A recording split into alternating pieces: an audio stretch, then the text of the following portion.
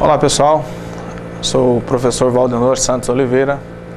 Estaremos, a partir de agora, dando início à nossa disciplina de Jogos, Interações e Vivências do terceiro semestre do curso de Pedagogia da Faculdade de Ciências Sociais de Guarantã do Norte, Uniflor. A nossa disciplina tem como um objetivo primário proporcionar aos acadêmicos da pedagogia conhecimento acerca da importância dos jogos dentro do processo de aprendizagem, dentro do processo de ensino-aprendizagem da criança, tanto na educação infantil quanto nos anos iniciais do ensino fundamental, bem como proporcionar a cada um de vocês as vivências acerca desses conhecimentos de forma prática dentro do dia a dia de uma sala de aula. Inicialmente, para tratarmos de jogos, interações e vivência, é necessário que nós tenhamos uma compreensão e uma definição do que é jogo, né? O jogo é qualquer competição ou desafio para a qual as regras são feitas ou criadas num ambiente restrito ou imediato. De forma mais simples, o jogo, ele sempre se estabelece uma relação de uma ou mais pessoas, né, no qual existe um espírito e uma perspectiva de competir, né, sempre há que saber que é um jogo, há um vencedor e um perdedor, porém, essas condições elas ficam mais claras e mais explícitas para a gente se nós analisarmos aquilo que nós conhecemos enquanto jogo, né? Quando nós utilizamos o termo jogo, eu tenho certeza que cada um de vocês já veio à memória, já veio à busca de algumas lembranças de jogo de futebol, de vôlei, basquete, handebol. Pois bem, sim, esses são algumas formas de jogos. Entretanto, esse jogo, na verdade, ele é denominado esporte. Por quê? Porque ele existe regras formais. Essas regras formais, na verdade, são pré-estabelecidas para aquele que joga. Então, para que eu possa jogar futebol, eu devo obedecer regras que foram socialmente construídas. Entretanto, o jogo em si, né, ela tem uma outra perspectiva, que é a condição de você criar regras de momentos. Nós podemos criar regras específicas de acordo com o conhecimento e as habilidades motoras daqueles que estão envolvidas no jogo, de forma que nós podemos transformar. Mais precisamente, vou dar uma ideia a vocês dessa diferença. Por exemplo, vocês já ouviram falar de rebatida, né? Rebatida é um jogo. Por quê? Porque, na verdade, as regras antes do jogo, dessa rebatida, ela acaba por ser acordada, né, e estabelece um acordo entre aqueles que irão competir. Por quê? Porque em alguns lugares joga-se rebatida, por exemplo, onde quando a bola bate no travessão, ou seja, na parte superior da trave, vale 3 pontos, né? Vale 3 gols se você marcar o gol. Em outros lugares, vale 1 gol. Aí você tem várias formas de delimitar, por exemplo, todos devem ficar dentro da área. Então, ao jogar uma equipe contra a outra no jogo de rebatida, é necessário que se estabeleça um acordo. Quais as regras, em que regras nós iremos jogar. Então, o jogo estabelece esse critério de um acordo necessário, né, de antemão, um acordo necessário entre os participantes do jogo. E esse termo, na verdade, jogar, ele refere-se também a uma forma de brincar, né? É uma brincadeira, o jogo também é uma brincadeira. A grande diferença do jogo para a brincadeira é que nessa brincadeira de jogar, nós temos um perdedor, né? Daí a importância, né, pedagógica do jogo. Há que se saber ganhar, perder. E aí entra de grande importância a intervenção do professor. É claro que as crianças jogam fora do ambiente escolar. O que hoje vem se utilizando com grande potencialidade é a utilização do jogo, né, e de jogos e brincadeiras no processo de ensino-aprendizagem. De uma forma mais tranquila, para que nós possamos perceber essa diferença do jogo e da brincadeira, vamos entender o seguinte: o jogo é a brincadeira é a ação que a criança realiza de forma espontânea. né? Ela não existe uma específica, não existe regras para se brincar, né? Ao brincar, na verdade, a criança cria o seu próprio meio, né? E isso é denominado de meio lúdico, né? Que é o ato de brincar de uma forma lúdica, mas a ela não há uma necessidade de se perceber enquanto vencedor ou perdedor. Porque o que se busca, na verdade, é apenas o prazer do brincar com o outro e não contra o outro. Porque o que nós temos muito forte na ideia de jogo é que nós estamos sempre contra o outro. E aí vocês vão, ao longo da disciplina, vocês vão descobrir, por exemplo, que existem várias formas de se utilizar o jogo, bem como existem vários tipos de jogos. O que é importante para nós conseguirmos agora, de momento, é termos essa condição clara de conceituar o que é jogo e o que é brincadeira, né? E na condição da interação, é fato que em todo jogo existe a interação, né? Quer seja com outra pessoa, quer seja com o objeto. Vamos exemplificar isso. Quando eu jogo, por exemplo, certamente vocês já jogaram chamado de búlico, bulita, peteca, né? Então, quando eu jogo com alguém, né? O joguinho de bulita, de acertar o búlico, você joga com alguém. Porém, eu jogo também contra em determinados jogos eu não jogo contra ninguém, mas eu jogo contra mim mesmo, por exemplo, como jogos de intelectos, né? Em alguns jogos de intelectos você joga contra o tempo, você joga contra a sua capacidade de fazer identificações momentâneas, ou um outro exemplo que nós temos muito atual na nossa sociedade, o jogo eletrônico, onde nós acabamos jogando contra um software, contra basicamente a memória de um computador, quer que seja, mas isso também se caracteriza como um jogo. Retomando a nossa exemplificação de jogo, do ato, né, de jogar, vou dar um exemplo a vocês do jogo institucionalizado, né, que é hoje tratado na nossa sociedade como esporte, talvez um dos maiores fenômenos sociais que nós temos na atualidade, né, independente de que modalidade esportiva nós acabemos por estar contemplando na fala, mas o esporte hoje, com certeza, é um dos maiores fenômenos sociais da nossa época. Vamos tratar de forma simples o seguinte: imagine vocês um jogo de futebol entre Brasil, Estados Unidos e que tem como arbitragem um juiz japonês. Então, nós temos aqui um país onde se fala português, né? Outro onde se fala o inglês e do árbitro que fala japonês. O que permite, então, essa comunicação entre esses atores desse jogo, né? Quer seja jogadores de futebol, equipe técnica e as pessoas que conduzem, que são responsáveis pelas regras do jogo.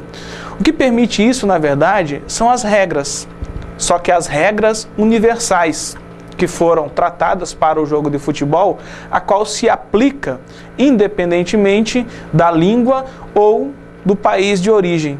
Por quê?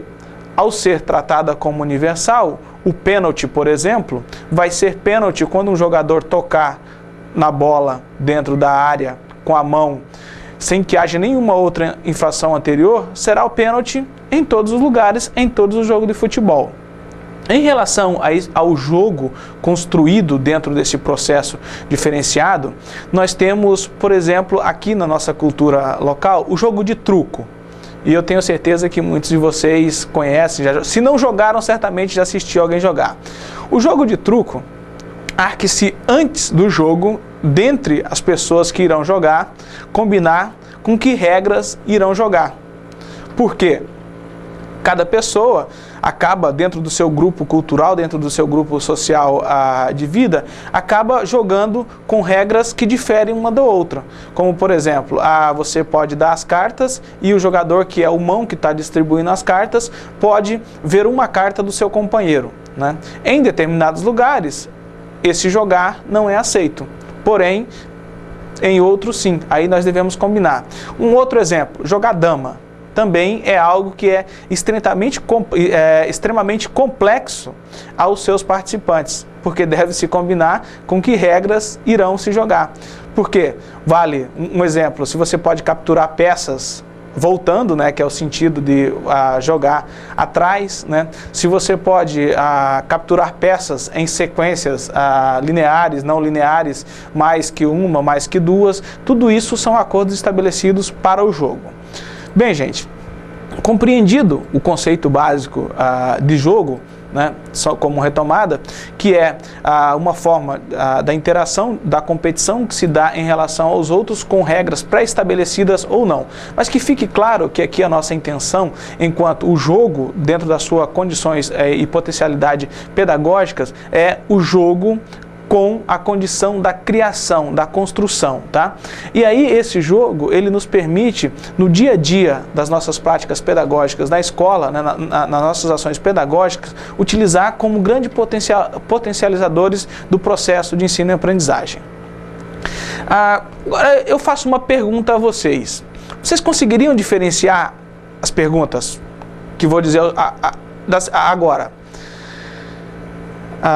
Uma diferença entre vamos brincar ou vamos jogar.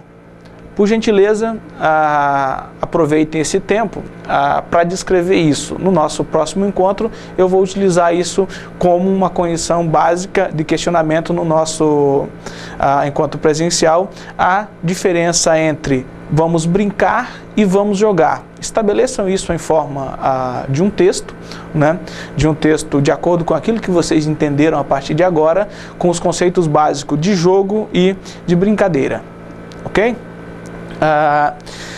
Algo que nós precisamos ter também como concreto é que nesse espaço de jogo e brincadeira, né, para além do caráter lúdico do brincar, que é o prazer, que é a espontaneidade, que é o estar disponível para brincar, nós temos o objeto da brincadeira, né, e muitas vezes do jogo, que é o brinquedo, né? Um exemplo, no jogo de rebatida, o brinquedo, a bola, mesmo não naquele momento sendo um objeto de competição, ela continua sendo um brinquedo, né?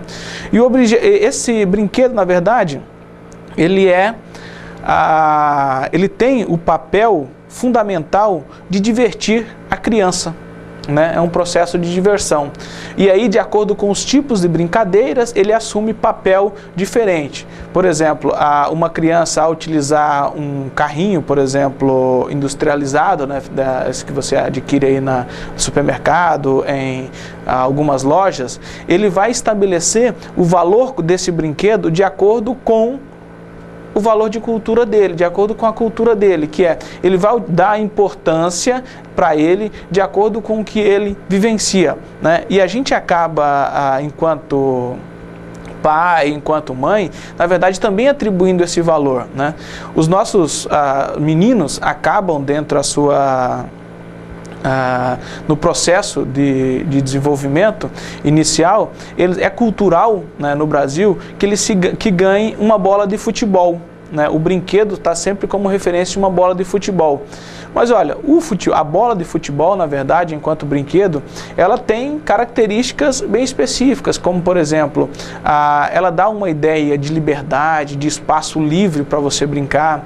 Ela também cria uma perspectiva que é do sonho do brasileiro, né, de ser jogador de futebol, até mesmo porque isso também hoje é uma condição de uma ascensão social, né? O pai hoje gostaria muito que o filho se tornasse jogador de futebol, mas também ela é uma ideia de trabalho, né, de uma ação, né, que demanda um gasto energético.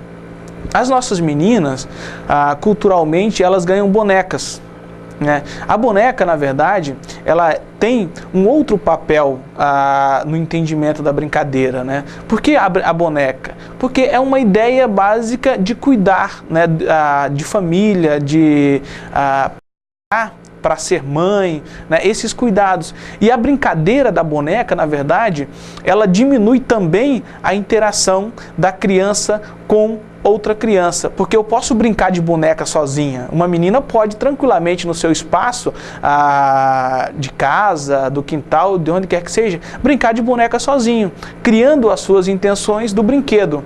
Porém, o menino, quando ele ganha bola de futebol, ele já busca outros meninos para jogar futebol. Porque o futebol, por ser uma ação coletiva, como a maioria das brincadeiras dos meninos, demanda uma ação de coletividade. Então eu preciso de mais gente para jogar futebol, né? Então todos esses valores são construídos a partir de cada cultura, porque o brinquedo é cultural. Da seguinte forma, para nós tornarmos isso mais claro. Diferente do Brasil, nos Estados Unidos o menino ganha uma bola de basquete, né? Ele não ganha uma bola de futebol. Por quê? Aí nós podemos fazer algumas suposições, né? Claro que o basquete é um dos esportes mais praticados nos Estados Unidos, né?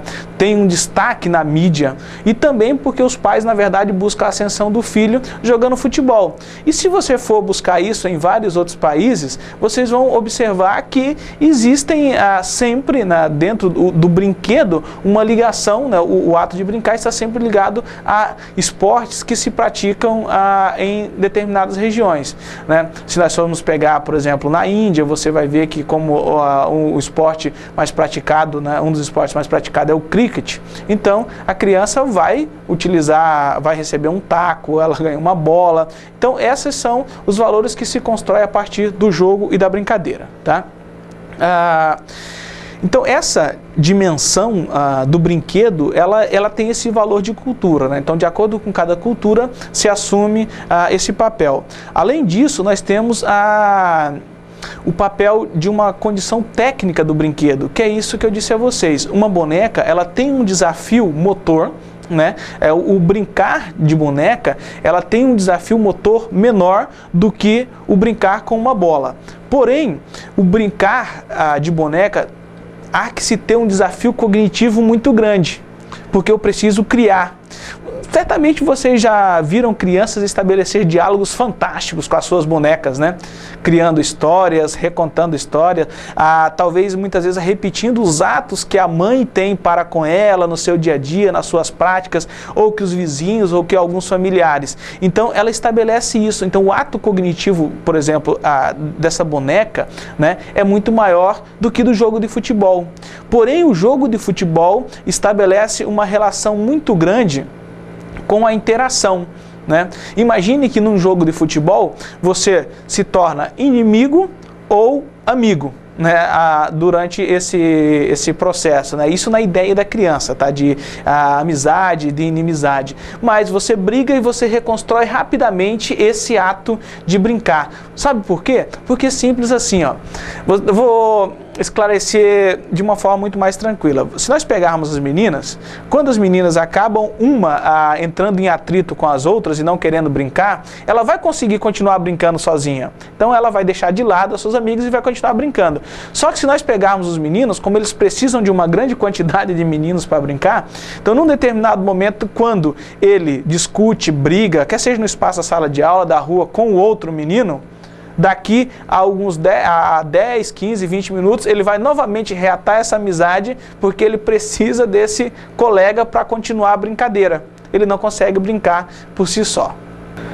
Nesse sentido, o brinquedo, ele acaba se tornando um dos grandes estimulantes material para fazer fluir o imaginário da criança, né? Daí a importância da utilização, né, do brinquedo, do brincar nos espaços escolares, né?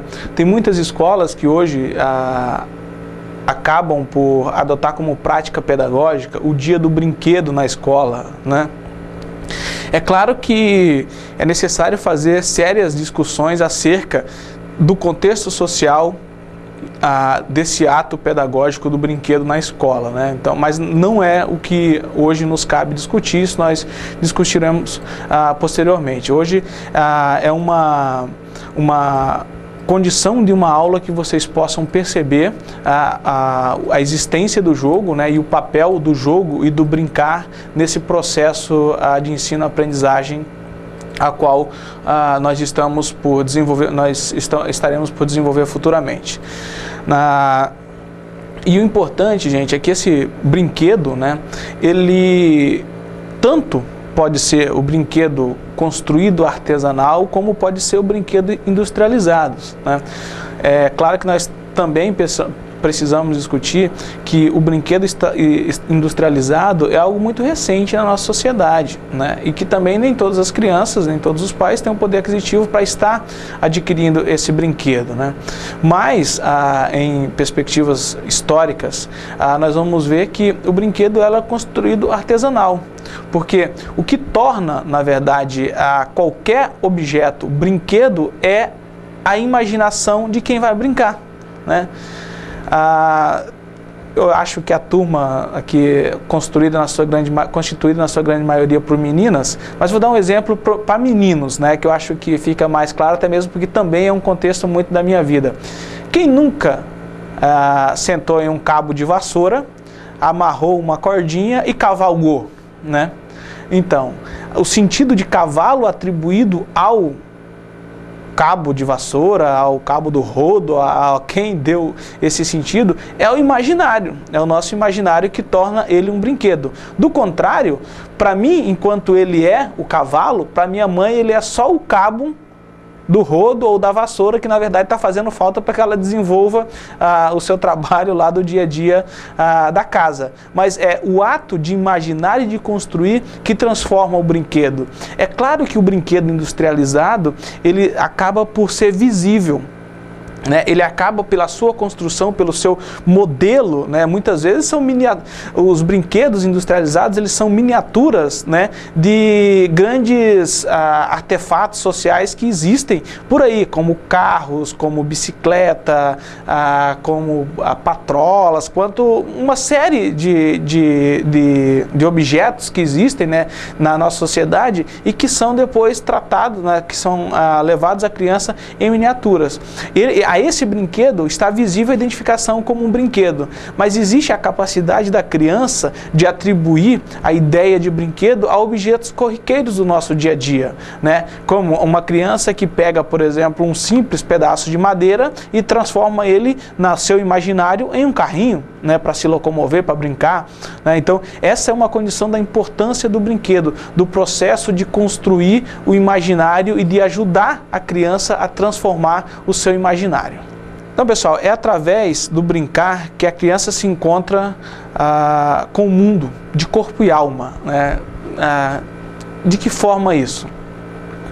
Com esse brincar, a criança vai se inserir no nosso mundo, né? Como eu disse antes a vocês, pelas relações imaginárias, mas isso é bom entendermos que esse brincar está também de acordo com as possibilidades que nós atribuímos e que nós conseguimos proporcionar a essa criança, né? Porque ser criança, na verdade, não é um valor natural, é cultural.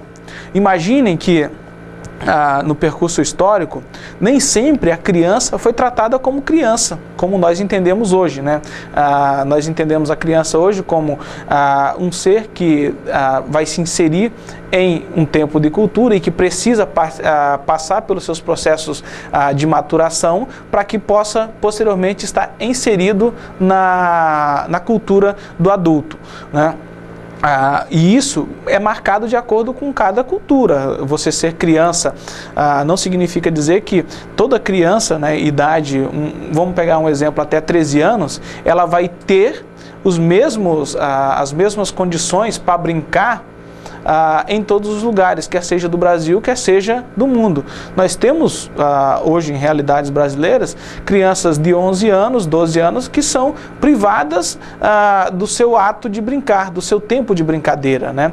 Muitas delas hoje, se nós pegarmos um exemplo em realidades como o campo brasileiro mesmo hoje, principalmente na ajuda da agricultura familiar, nós temos crianças de 12, 13, 14 anos que é mão de obra, né? É mão de obra em potencial para a família, para continuar dentro das suas necessidades de produção. Então, essa criança tem, de uma certa forma, em alguns momentos, ela tem o ato de brincar dela acaba se privando, sendo privado, né? Porque efetivamente ela não vai disponibilizar desse tempo, né? Aí também é claro que entra o papel muito grande da escola, de proporcionar esses momentos, né? O que hoje nos cabe discutir é que algumas ações do brincar no espaço da escola estão se tornando em meras situações de cuidados, né? Quando o professor, por exemplo, da educação infantil leva o aluno ao parquinho, né, ao parque de diversão da escola, há que se entender que lá sim existe uma ação de brincar. Porém, a presença do professor na ação da brincadeira é tão importante quanto o ato de brincar. Porque ele não pode simplesmente deixar os alunos no espaço físico, né, da brincadeira e deixar que o aluno construa por si só a sua brincadeira. Porque aí, nesse momento, como todas as outras ações pedagógicas, o brincar tem um sentido muito grande de aprendizagem e ele precisa ser organizado. A criança precisa começar a compreender as regras das atividades que ela vai desenvolver, porque isso vai facilitar futuramente a ela compreender como e por que ela precisa respeitar, né? Em um exemplo prático, quando de muitas atividades nós desenvolvendo por estarmos desenvolvendo atividades com criança, por exemplo, de 6, 7 anos, há que cuidar o seguinte: muitas vezes a criança uma das crianças que tem uma condição muito maior de observar e de entender a atividade, ela acaba sendo taxada pelos demais de fofoqueira, né? Como, por exemplo, vamos supor que você esteja com os teus alunos jogando boliche, né? Todos sabem o que é boliche. Você tem um jogo onde você vai colocar os pinos e o aluno vai lá e arremessa para tentar derrubar o maior número de pinos possíveis. É um desafio, você tem um desafio motor, né? E aí você pode transformar esse desafio motor em também uma forma de competição. O que acontece é que em determinado momento as crianças vão cuidar e vão passar a cuidar o porquê que alguém está fazendo mais vezes que o outro. Porque se você estabeleceu a regra, vamos supor, no primeiro momento você disse o seguinte, ó, cada um vai lançar uma vez a bola e volta ao final, senta ou volta para o final da fila. E se num determinado momento uma criança arremessar 2 vezes seguida, certamente um dos componentes do grupo vai usar como referência dizer que ela está indo 2 vezes.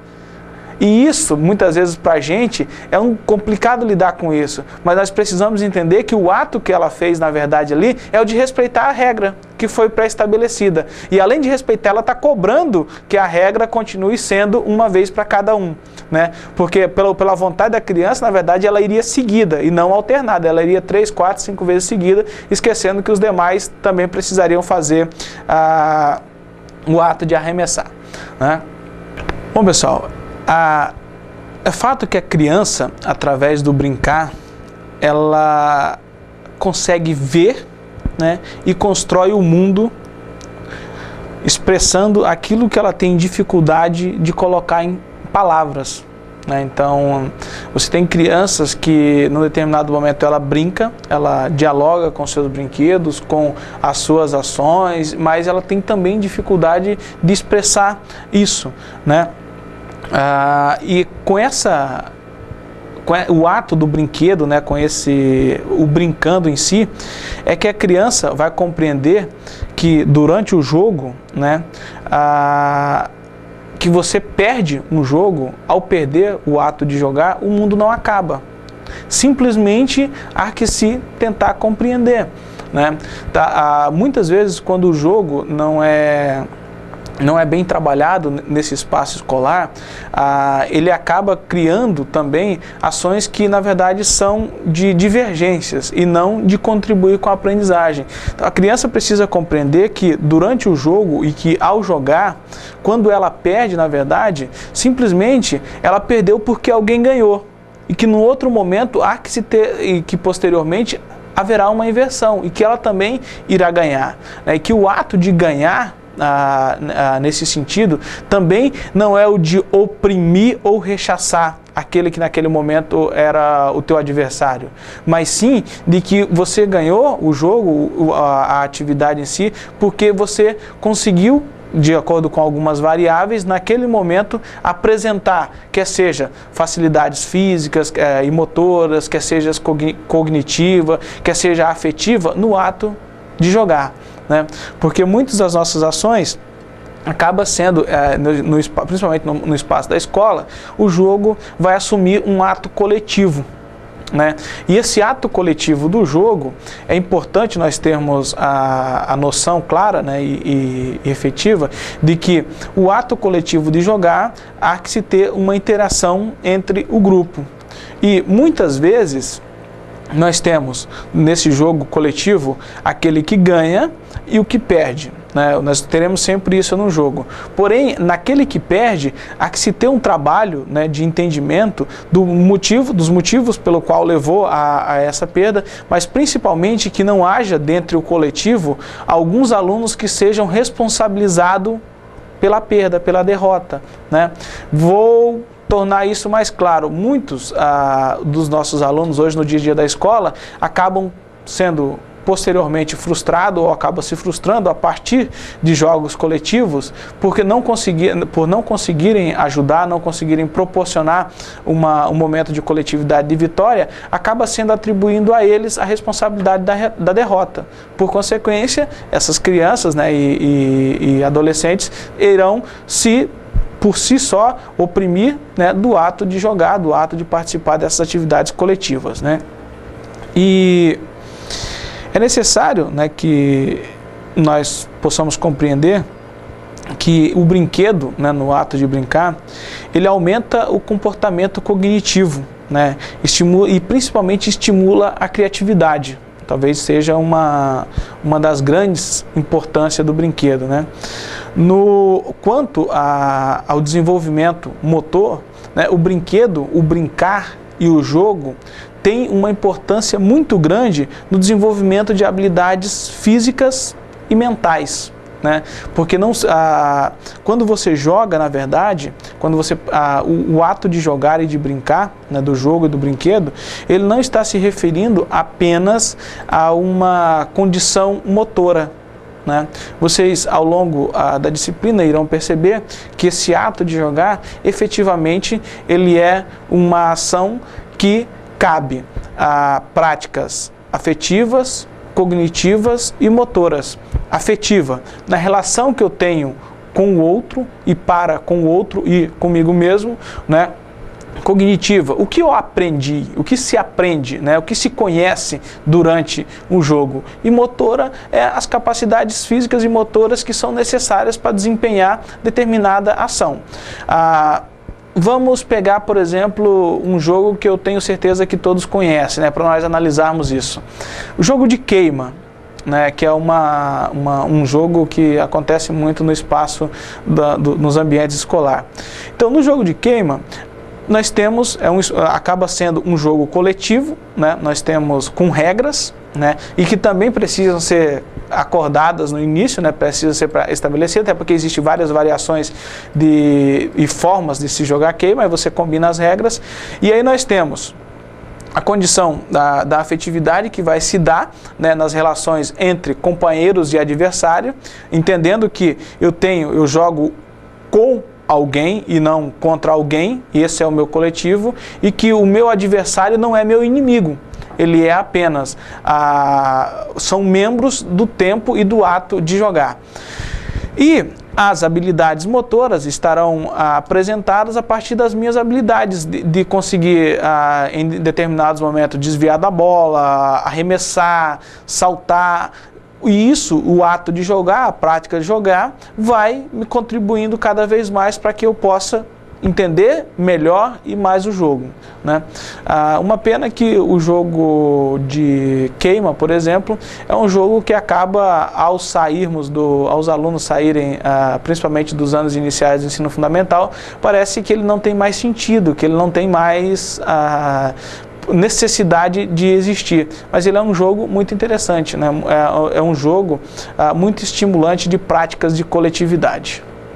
Então, pessoal, a nossa aula de hoje, ela tinha como objetivo básico trazer a vocês esses conceitos, né, de jogo, de brincadeira e da importância de termos essas práticas no ambiente escolar. A partir da próxima aula, nós vamos nos adentrar um pouco mais aos conhecimentos técnicos e científicos, iniciando com o percurso histórico, né, da brincadeira, do jogo e do brincar na vida da criança, e até chegarmos a práticas pedagógicas, essencialmente de jogos e brincadeiras no ambiente da escola. Muito obrigado e até a próxima aula.